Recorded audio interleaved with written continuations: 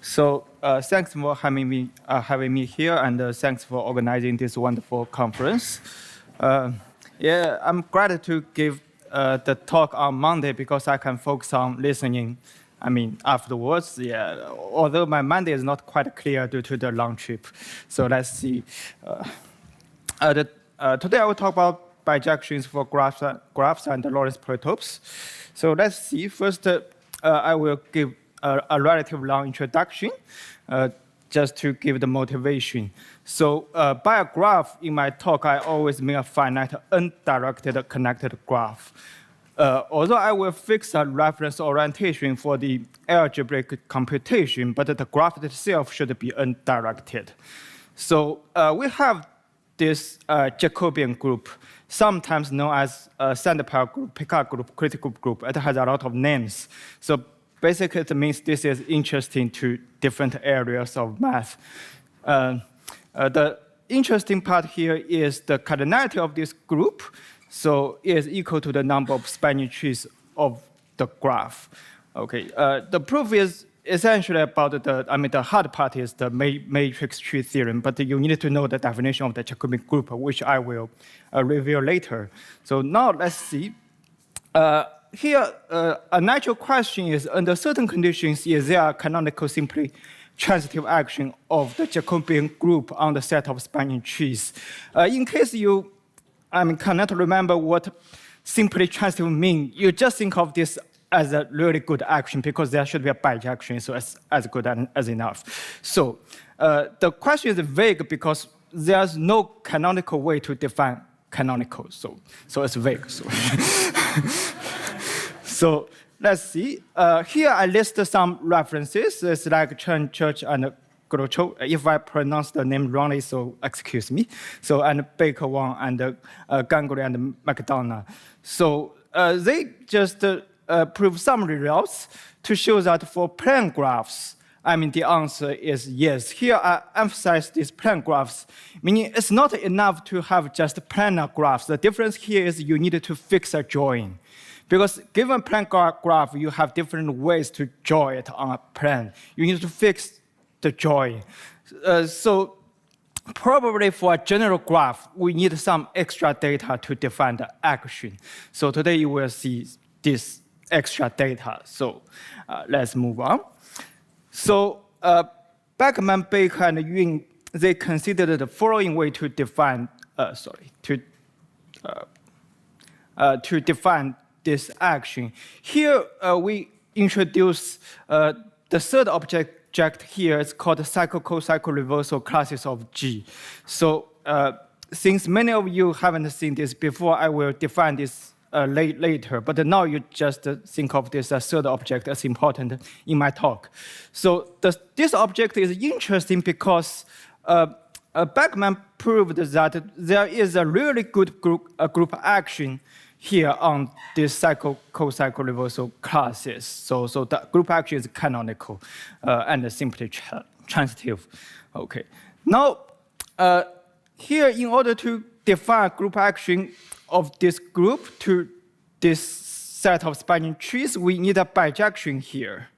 Okay, since the first part is canonical, so the second part just cannot be canonical because, yeah. So one choice is Beckman, Baker, Yun bijection. So usually we just call that BBY bijection. So this bijection relies on some extra data. They are a cycle signature and a co-cycle signature. So another way is we consider the Bernardi bijection. So by the way, Olivier Bernardi is was my advisor. So yeah. So his bijection relies on combinatorial embedding and some initial data. So the third one is John and Las Wegener's active bijection. It relies on a total order on the edges of G. Anyway, we have several choices. Okay. So today, I will introduce a new family of bijections, including the first two, including BBY and the Bernardi bijections. Yeah, I cannot include the third one. So the extra data is related to Lorentz polytopes, as we will see. Okay, now let's see section one. I will briefly introduce the first canonical action here. So first, I need to tell you what cycle, co-cycle reversals, reversal classes are.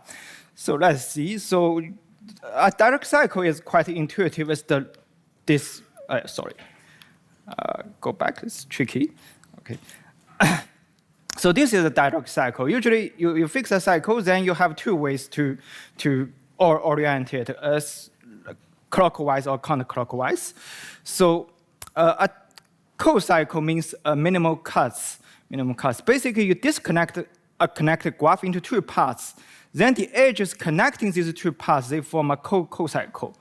Then there are still two ways to orient these edges. So here you can see the blue arrows. Okay, so now we move to this important notion in my talk. So John introduced the cycle, co-cycle reversal classes of orientations of G. So let's see this example. So here is my graph G, which is undirected. So here I start with one orientation. To define this class, it means I need to define some equivalence relation on the set of orientations. So here is the equivalence relation. You can just reverse direct cycles and or direct co-cycles. Here you see this red direct cycle. I can reverse it.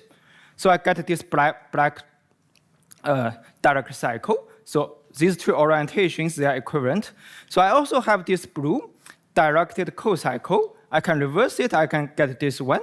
So they are equivalent. I can do both. So I have these four orientations. They are equivalent. So they form a cycle, co-cycle reversal class. Here is another example. If I start with this orientation, here I cannot use colors to help you, so you just see it. So you look at this large directed cycle, which is counterclockwise, then reverse it, I get this picture. I guess the difference between these two figures are, let's see, so I have reversed this direct cycle. Then you just try to reverse more cycles, you will find that at most we will get these three orientations which form a cycle, co-cycle reversal class. So yeah, from the introduction, you can guess that the point here is the number of cycle, co-cycle reversal classes is equal to the number of spanning trees. Okay, let's move on.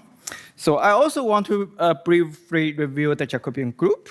So here, let's record the incidence matrix of G. I need to fix the reference orientation of the graph. Okay, then I write down the incidence matrix, which is for the rows, they are indexed by vertices, and for the columns, they are indexed by edges. Then for each edge, so you will have a vector. So it consists of most of the entries are zeros. It will have exactly 1, 1, and exactly 1, -1, according to if it's a head, then the arrow, you look at this E1, it has the head V2, so this is 1. For the tail, it's -1. For loops, it's just zeros, but if we ignore loops, so it's just 1, -1, and a lot of zeros. Okay, this is interesting in my talk because the point is the kernel, if you consider real numbers, you have the kernel, then we just consider lattice points. Then you will, this space is generated by direct cycles. So in my example, this 1, 1, 1 is a direct cycle. So 1 means you use the reference orientation, -1 means you use the reversed direction. So here it's just 1, 1, 1. So it's the kernel. So dually, so the image will be generated by directed co-cycles. So the Jacobian group is defined by this quotient group. You have the lattice, then you quotient by the cycles and co-cycles, you will get the Jacobian. So it's a finite group. So let's record this big picture. So it's about this action here. You think about this, they are very similar objects. So for cycle, co-cycle reversal classes, I start with orientations, then I consider this equivalence class, this equivalence relation generated by cycle reversals and co-cycle reversals. Here for Jacobian, I consider this lattice, then I modular these direct cycles and co-cycles. Basically, this is combinatorial, this is algebra, because they look very similar, and this is indeed the case. So Spencer Beckman proved this result for graphs. So we have this good canonical simply transitive action here. Then these three authors, they prove this holds for regular matrix. Anyway, we have this good thing. You can guess what the action is because it's natural enough. So okay, let's move on. Any question? So this is about the background. Okay, now let's see some new stuff. So yeah, my work is mainly about this part. I need to give you a bijection here. So let's see. I need to introduce what the Lorentz polytopes are. So I need to start with a matrix. So I have a graph. Then you consider the graphic matrix associated to this graph. Then you take any totally unimodular matrix representing this graph called M. So for those who, don't know what matrix are, then you can just take the incidence matrix of G. And you can remove one row because you will have a redundant row. You just remove it. You can keep that, but it will embed the Lorentz polytope into a higher dimension, which is unnecessary. So you just remove it. So the Lorentz matrix is of this form.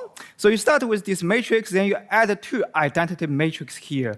Here, n is equal to the number of edges. So the columns, they correspond to edges. So I make a copy here. So then this I is the rank of the matrix, or just you pick any spanning tree, then you count how many edges it has. So this is R. So you have this matrix. Then I consider the column vectors here. So for E1, E2, En, it denotes the columns of the first half. Then for E-1 to E-n, it denotes the second half. The Lorentz polytope is defined to be the convex hull of these vectors. Then you take the dual matrix, then we can define the Lorentz polytope P star. I will not elaborate this, but you just choose to believe me, there is a dual construction. So if this is confusing, let's see one example. Okay, I consider this graph.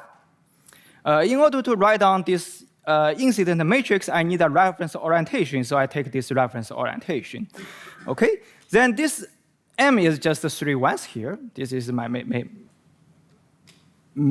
matrix M.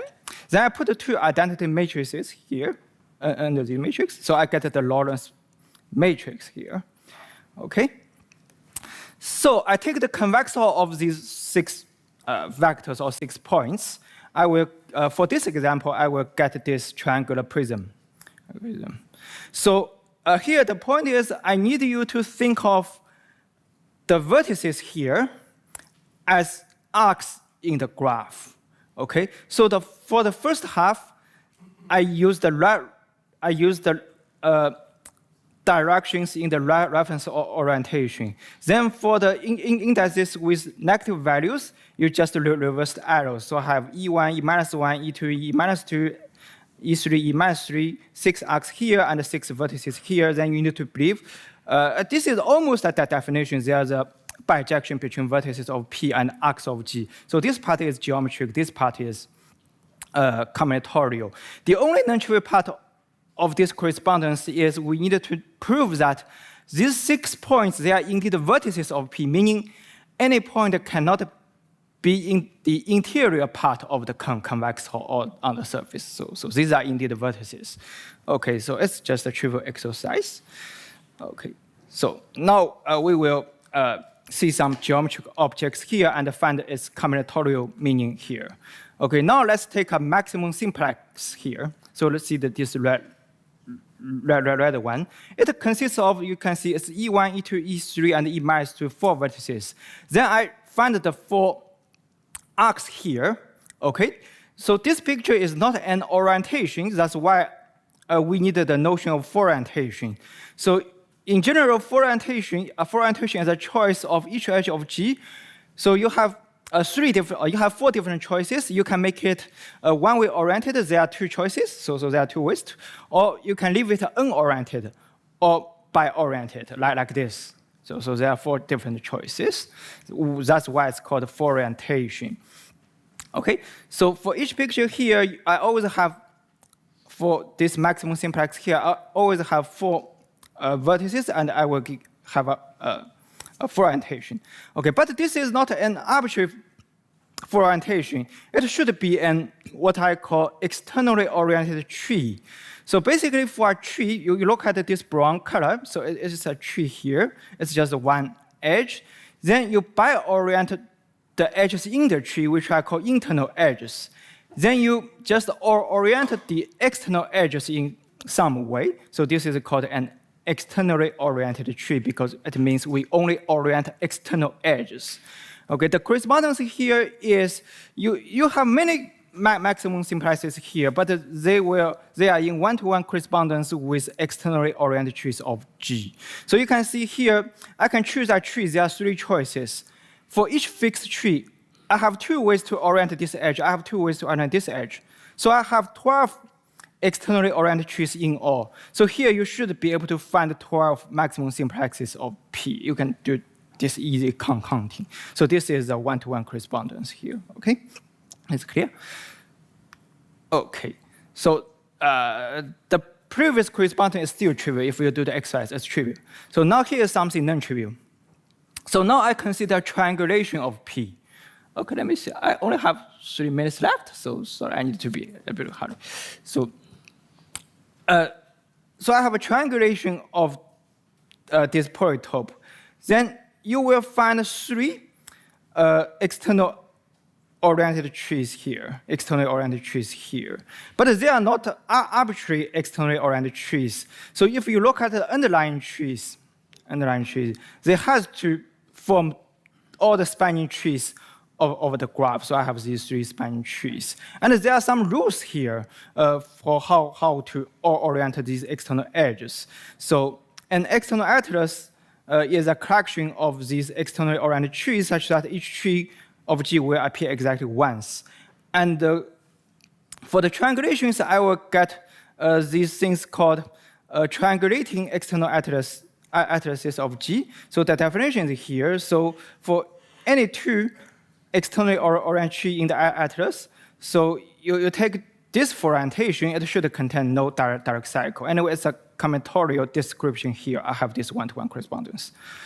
Okay, so roughly speaking, so for external atlases, it tells us how to orient external edges.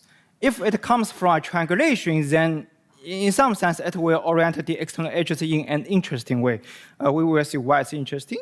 So dually, if I triangulate Lorentz polytope P star, the dual part, it will tell us how to orient internal edges. So here is just one example. So this is an external atlas. This is the internal atlas. You can see that there are still 3 trees here. Then for each tree, I orient internal edges. Then I make the external edges bi-oriented. Okay. So here are the combinatorial descriptions of these atlases. So for this internal part, it just means you take the intersection of these 2. It should contain no direct co-cycle. Okay, let's see the framework. How can I relate these atlases to bijections?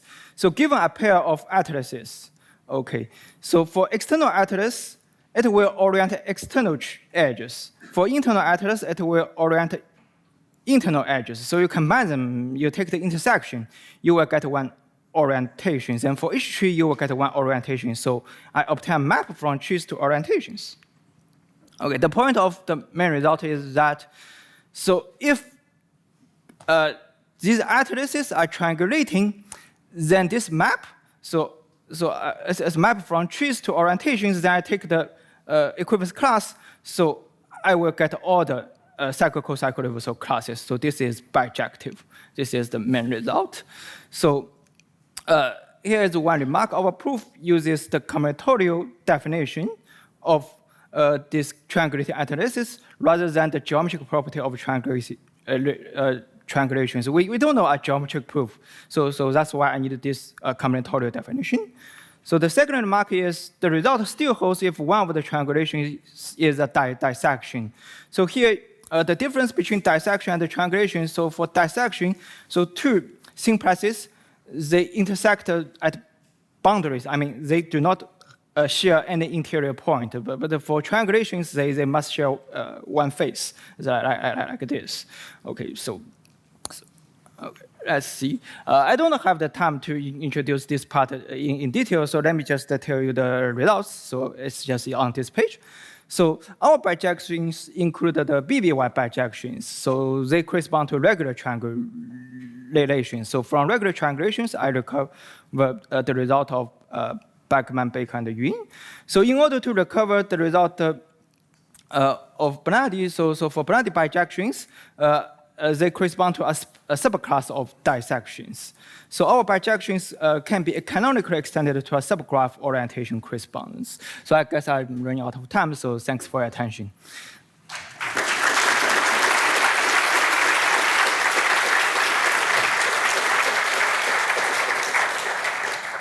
All right, thank you very much. Any questions?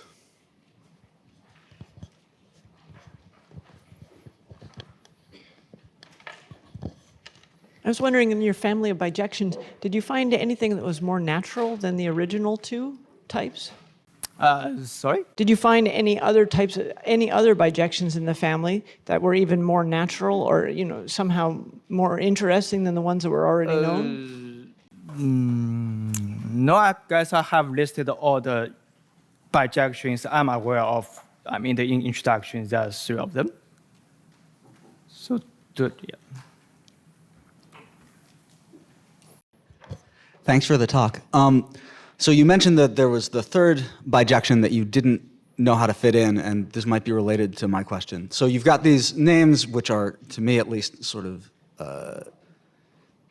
tempting, where internal and external. Can you record the internal and external activities of the spanning tree using these things, or? Yeah, so he was asking about the third class. Let me go back to this page. So.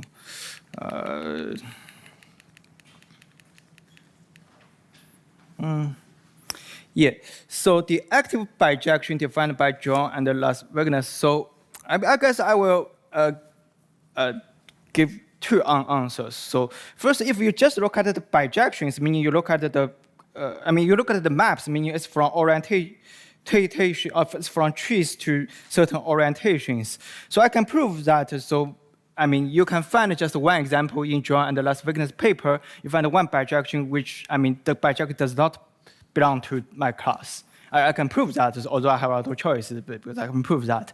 But the second answer is I don't know whether concerning this group action, whether they are equal, because it's at a higher level, because different bijections can still induce the same group action. So I don't know the answer. So I hope this answers your question. Thanks.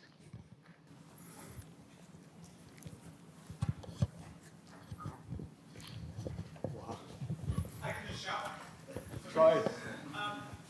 So at the beginning of your talk, you explained how for plane graphs, something special happens where a lot of these constructions end up being the same.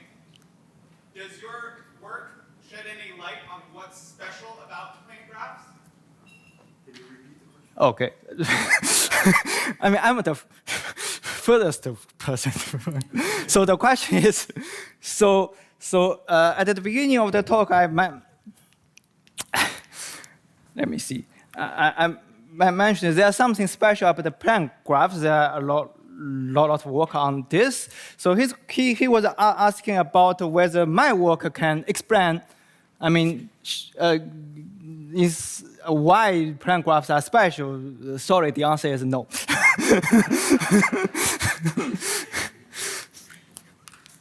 Okay, any other questions? All right, then thanks the speaker again.